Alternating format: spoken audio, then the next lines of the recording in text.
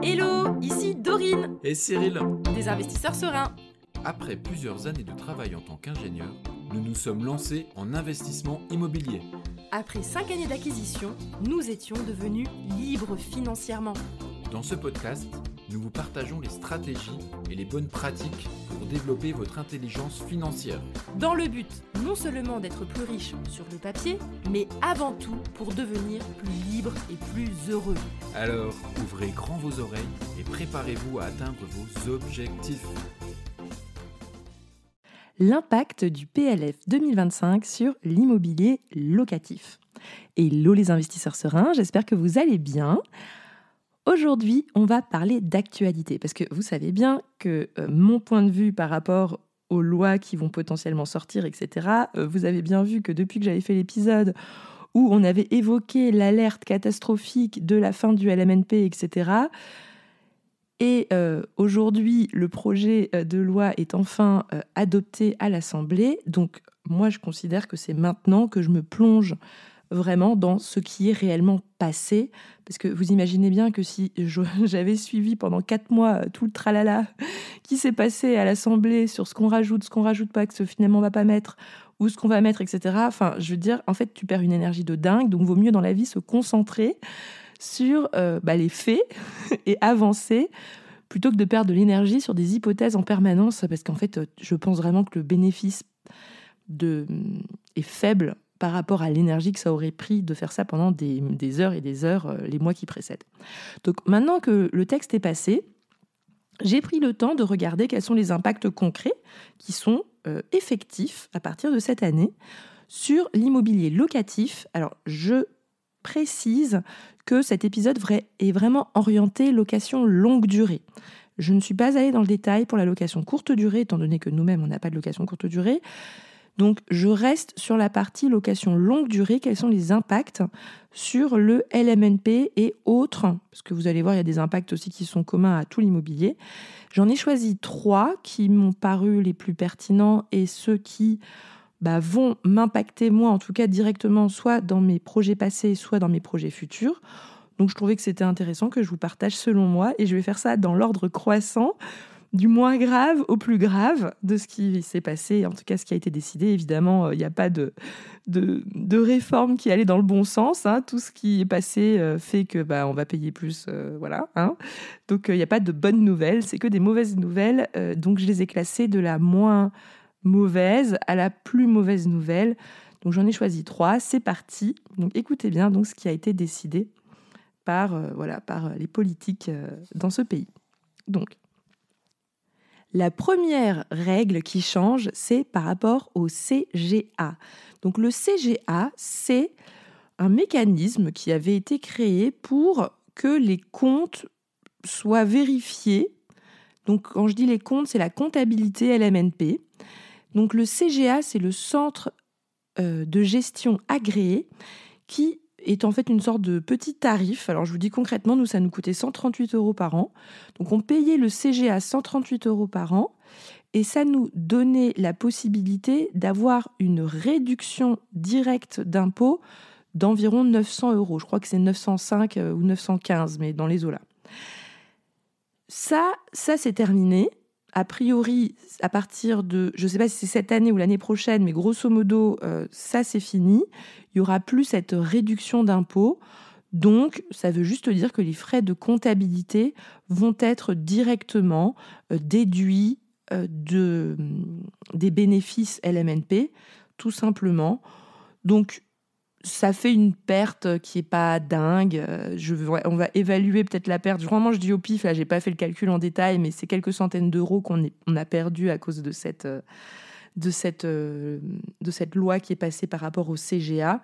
Donc, il n'y a pas mort d'homme, mais voilà, c'est la première petite loi. Donc, a priori, mon comptable nous a dit qu'on peut déjà envoyer la lettre de résiliation au centre de gestion agréé. Il faut que je vérifie tout ça avec lui pour être sûr. Donc, évidemment, prenez ce que je dis avec des pincettes et vérifiez avec votre comptable.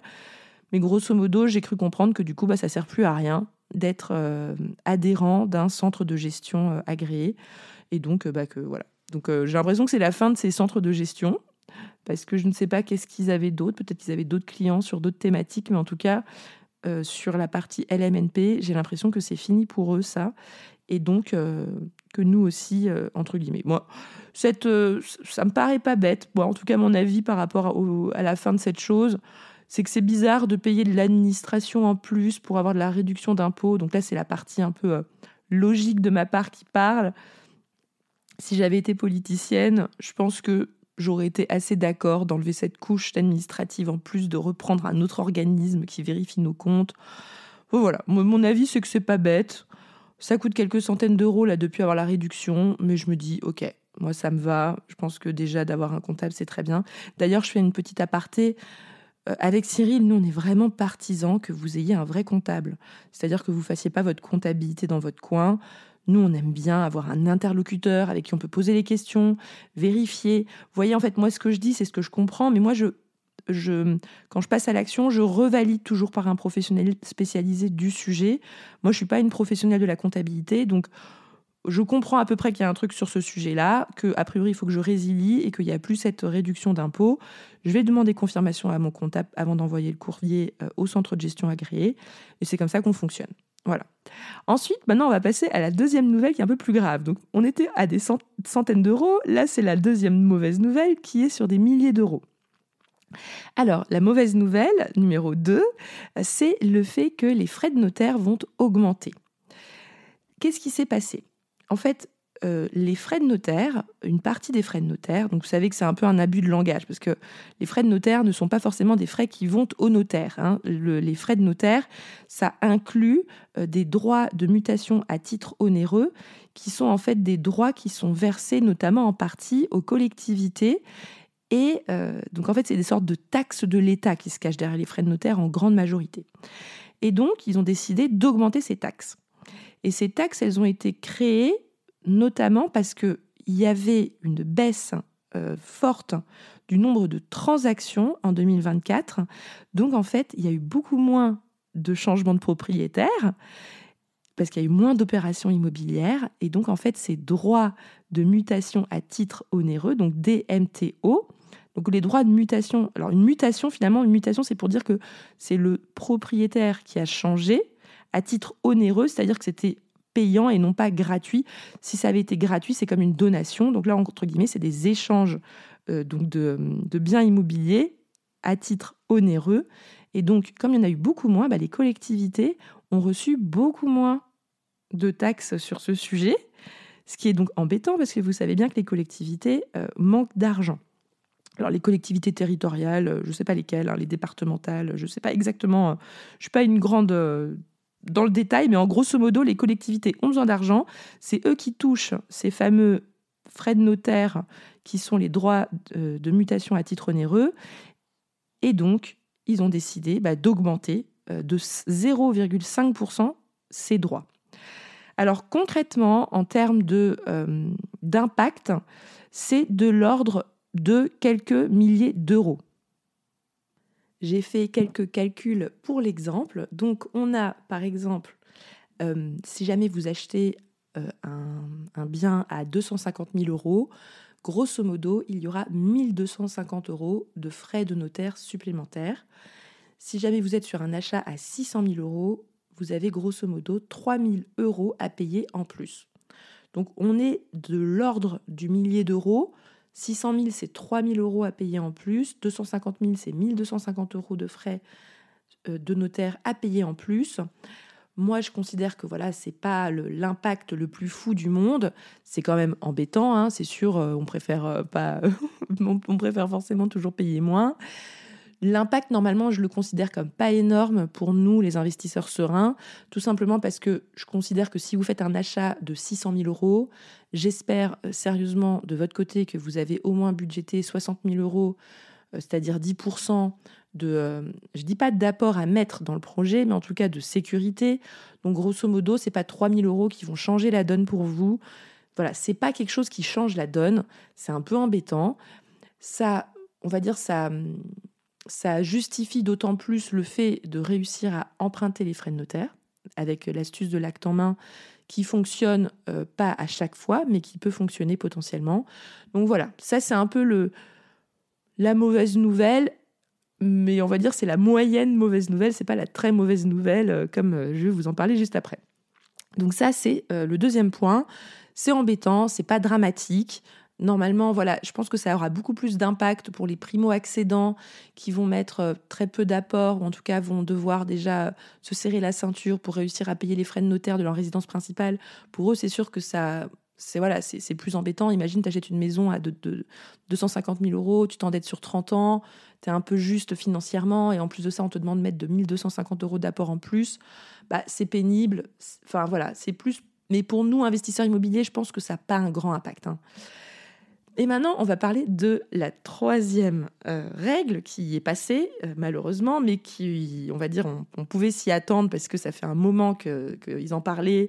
Et même quand j'avais interviewé Simon d'Aragon, l'avocat fiscaliste, il avait dit que c'est dans la suite logique des choses. Et je suis assez d'accord avec lui. C'est la fameuse prise en compte des amortissements dans le calcul de la plus-value. Alors ça, pour moi, c'est vraiment la nouvelle qui fait mal. La nouvelle qui fait mal, mais honnêtement, je la trouve quand même assez juste d'un point de vue politique. Donc, ça m'embête parce que forcément, là pour le coup, on rajoute encore un zéro. Comme vous avez vu, la première règle, c'était des centaines d'euros qu'on a perdus, mais ça va. La deuxième, on perd quelques milliers d'euros, mais ça va encore. Là, l'impact, il est plutôt de l'ordre des dizaines de milliers d'euros. Donc, là, pour le coup, ça commence à vraiment faire mal, mais c'était attendu et il y a des solutions. Donc, je vais vous expliquer rapidement qu'est-ce que c'est cette fameuse règle qui est passée. Avant, on appelait ça le double effet qui se coule du LMNP. J'appelle ça le double effet qui se coule, c'est-à-dire parce que à l'époque, maintenant on peut parler au passé, à l'époque, quand on achetait un bien et qu'on faisait de la location meublée non professionnelle, donc vous louiez en meublé, vous pouviez faire l'amortissement, c'est-à-dire que vous pouvez déduire une partie de la valeur du bien que vous avez acheté de façon fictive et donc en fait réduire vos bénéfices grâce à ça. Donc en fait, c'est des sortes de charges comptables fictives, qui sont, quand je dis fictives, c'est pas du tout, il n'y a pas de notion de illégal, c'est des vraies charges comptables que l'on déduit, l'amortissement, ce qui faisait que ça réduisait vos bénéfices et donc ça fait que en fait, on payait moins d'impôts sur les bénéfices de votre location meublée. Et ça, c'est toujours valable et c'est toujours le cas. Même dans le futur, là, il y a toujours les amortissements en LMNP. Le seul problème, c'est que lorsque l'on va revendre un bien immobilier que l'on détient en LMNP, eh bien, on va déduire les amortissements de calcul de la plus-value. C'est-à-dire que tout l'argent qu'on aura, l'argent fictif, c'est-à-dire ces espèces de montants fictifs d'amortissement qu'on aura utilisés pour faire baisser la facture de l'impôt sur les bénéfices du LMNP, on va les réintégrer dans le calcul de la plus-value.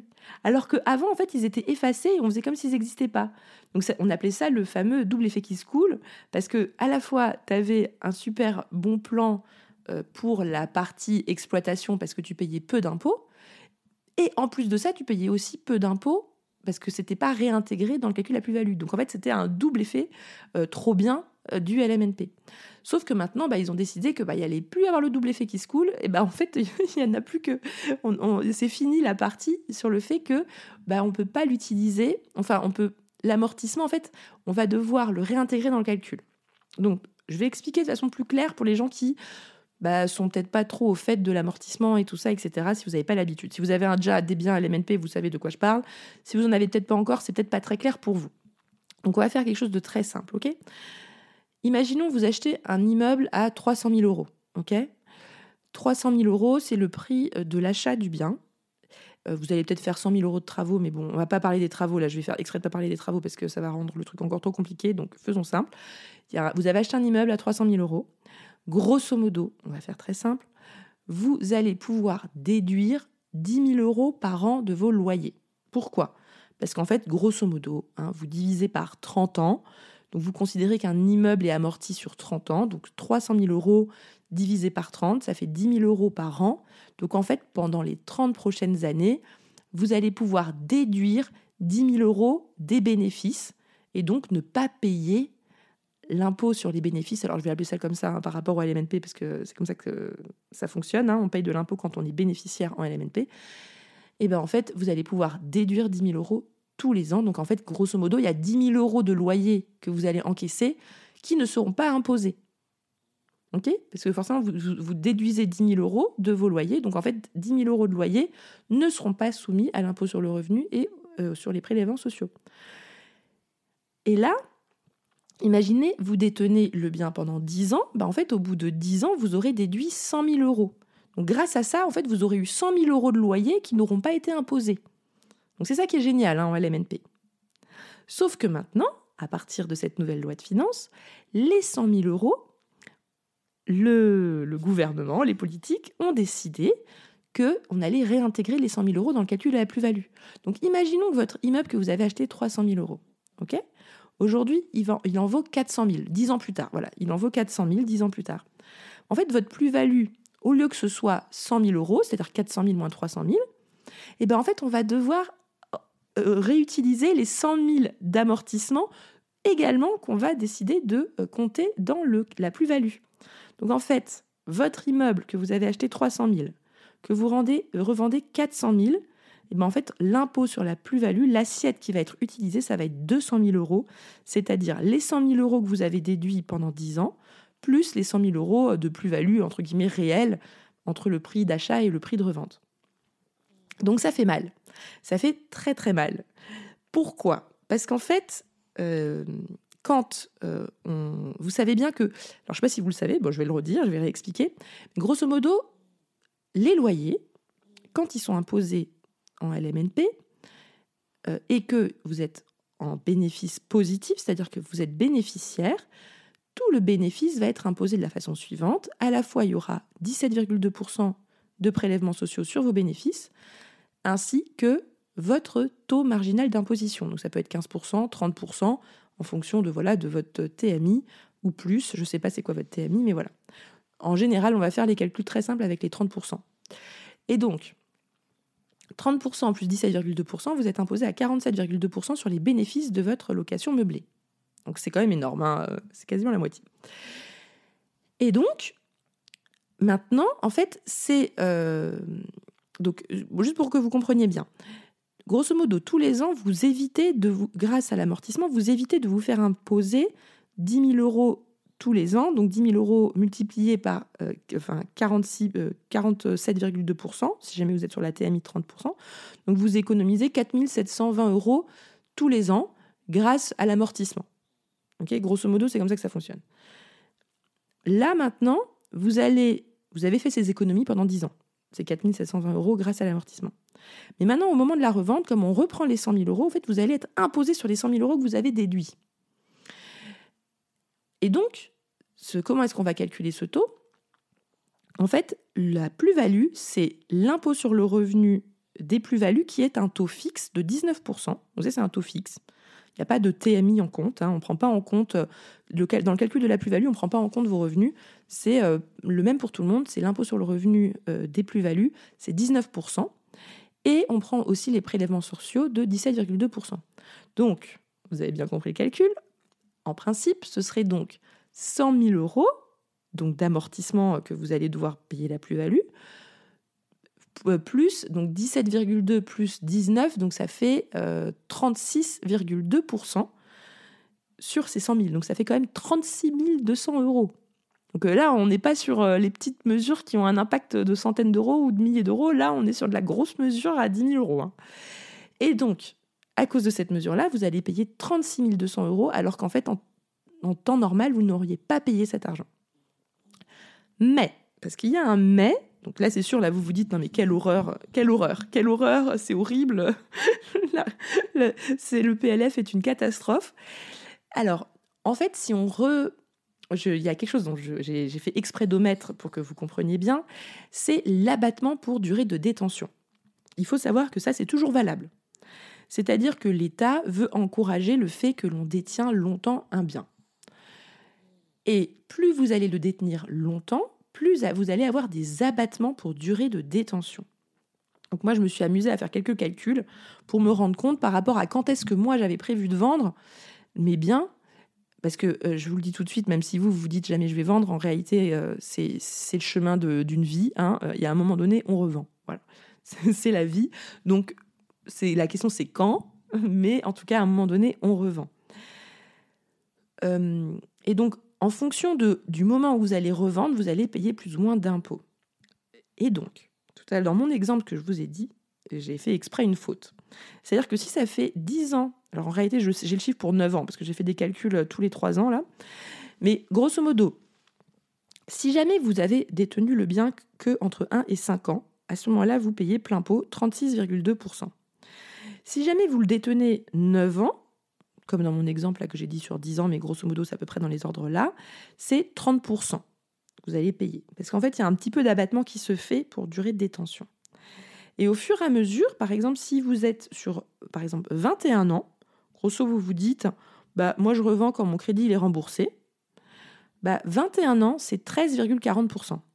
Donc, mais par contre, si jamais vous avez détenu votre bien à 21 ans, il y a 200 000 euros qui ont été amortis, mais votre taux, il baisse donc à 13%. Donc, c'est quand même pas mal. Moi, je trouve que ça va. Ça fait quand même 26 000 euros, parce que si vous avez déduit 200 000 euros amortis, ça veut dire que vous avez 26 000 euros d'impôt sur la plus-value, la plus-value à payer en plus par rapport à si la loi n'était pas passée. Mais vous avez quand même un bien avec une grosse plus-value à la clé, donc vous aurez quand même pas mal d'argent pour pouvoir le payer. Mais voilà, ça en gros, c'est la pire nouvelle qu'on a. N'hésitez pas à essayer de faire des simulations par rapport à quand est-ce que vous avez prévu de vendre. Moi, c'est ce que je me suis amusée à faire. Je me suis amusée à simuler au fur et à mesure du nombre d'années de détention combien j'allais payer d'impôts sur la plus-value avec Cyril pour avoir un ordre d'idée. En fait, voilà, ce qu'il faut faire dans ce genre de situation, ça ne sert à rien de paniquer. Il faut juste poser les chiffres et faire différents scénarios. Donc, il faut à la fois calculer quel sera ce fameux impôt. Après, je vous avoue que c'est dans 21 ans, donc nous, ça fait quand même bientôt 9 ans qu'on détient notre premier immeuble, donc ça commence à baisser. Mais voilà, nous, on n'est pas des spéculateurs d'achat-revente d'immeubles, donc on est plutôt sur une optique de les garder longtemps. Désolée, il y a un petit bonhomme qui fait du bruit à côté. Et donc, en fait, voilà, je suis pas en panique non plus sur cette loi, parce que je me dis d'ici 20 ans, on ne sait pas du tout où on en sera. C'est pas dramatique. Voilà, je pense qu'il ne faut pas que ça vous bloque dans votre investissement. C'est vrai que ça entre guillemets, c'est le fameux double effet qui se coule du LMNP. C'était quand même un bon point qu'on mettait en avant par rapport au LMNP. Et donc, par rapport à la réflexion du choix fiscal aujourd'hui, ça fait perdre un petit peu des points à ce statut LMNP qui, je considère, avait avant un avantage incroyable. Après, si vous êtes toujours sur une durée de détention que vous voulez longue, ça reste intéressant. Si jamais vous êtes en mode « je veux garder mon bien 20 ans de toute façon, le temps que ça se rembourse », le LMNP n'est pas non plus devenu catastrophique parce qu'il y a ces fameux abattements pour durée de détention. Ok ? Et au bout de 30 ans, il n'y a plus aucun impôt sur la plus-value. Donc 30 ans, c'est dans longtemps. Dites-vous que au bout de 24 ans, vous êtes déjà à 9,30%. 27 ans, vous êtes à 4,60%. Et à 30 ans, vous êtes à 0%. Bon, donc voilà, 20 ans, vous êtes à 21, vous êtes à 13%. Donc c'est déjà pas mal. Moi, je trouve que c'est déjà bien de garder le bien pendant 20 ans. L'impôt sur la plus-value reste quand même raisonnable quand la durée a été assez longue comme ça. Voilà en tout cas pour mon avis sur la question. J'espère en tout cas que cet épisode vous a plu. Je suis pas la plus au fait politiquement, etc., sur tous les détails, parce que je considère que c'est vraiment une perte de temps de trop s'y intéresser. Ma conclusion, c'est que donc vous avez vu centaines d'euros pour le CGA, quelques milliers d'euros pour les frais de notaire, des dizaines de milliers d'euros pour le fait que maintenant on prenne en compte l'abattement dans le calcul de la plus-value. Mais je considère qu'il n'y a pas mort d'homme, il n'y a pas la mort du LMNP. Ça reste tout à fait envisageable, surtout si vous êtes sur une dynamique de garder votre bien pendant longtemps. Parce que je ne pense pas, en tout cas, j'ai jamais entendu qu'il y avait une potentielle suppression de l'abattement pour durée de détention. Ça, je n'ai jamais entendu parler, donc a priori, c'est pas dans les tuyaux, ce genre de choses. Voilà, donc je suis quand même... Voilà, je suis un peu embêtée parce que je sais que là, techniquement, avec cette loi, on a perdu des dizaines de milliers d'euros au moment de la revente. Mais je me dis que d'ici 10 ans, je ne serai pas à 10 000 euros près par rapport à tout ce qu'on aura remboursé et tout ce qu'on aura gagné avec nos immeubles. Bon, j'espère que cet épisode vous a plu. Sur ce, je vous souhaite à tous une excellente journée. À bientôt!